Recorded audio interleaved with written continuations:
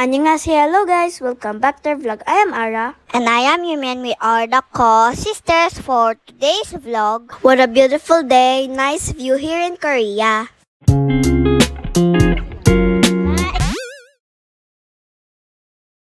Ayan, samahan nyo naman kami dito sa day in our life here in Korea. At dumaan kami dito sa Han Bridge, yung sikat na bridge dito sa Seoul, Korea. Sobrang haba at nice view dito, guys. This is our last day here in Korea and we are going back to Cheongju City. Doon kasi kami sa Cheongju Airport sasakay ng airplane pauwi ng Pinas. Fast forward, dumaan pala kami dito sa bus stop para mag-lunch. Dahil gutom na ang mga person at gutom na yung mga bituka namin. Apa order katsudong and spicy noodle para sa amin ni ate at may side dish kami. And Appa say he will cut it for me because mainit pa. Tinataguan niya pala si Apa dyan. Sobrang kulat mo, Ming. But we are still at the bus stop. We asked Apa to buy a snack and while for them ay hot coffee naman. Coffee is life yarn. Iwas antok daw. Medyo malayo pa kasi yung biyahe namin pa Cheongju. Anyways, masarap pala itong candies na kinakain namin.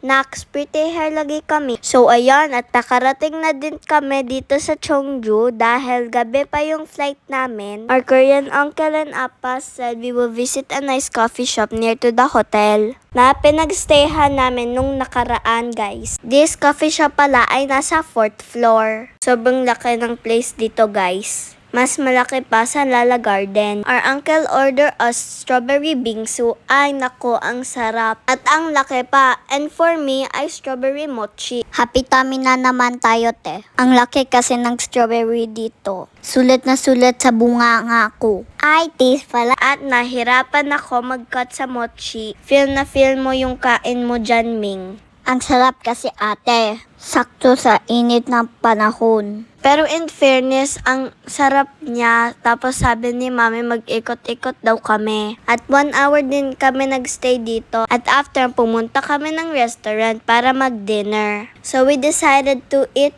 the Chinese restaurant. Mami order jampong and para sa amin ay tangsoyok. Ang sarap pala neto, guys, at ang daming seafoods. Nagustuhan ni mami. At meron din sila pa side dish. While we are at dinner, Mommy's friend called us, ninang ko pala. She's also from Cheongju.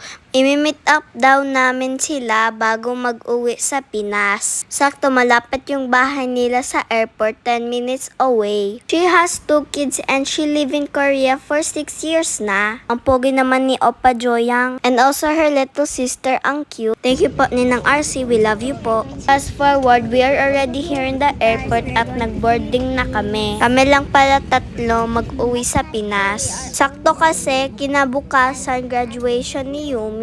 Sa hindi pa po nakapag-follow, please follow the co-sister po. That's all, guys. Thank you for watching. See you in our next vlog. Bye!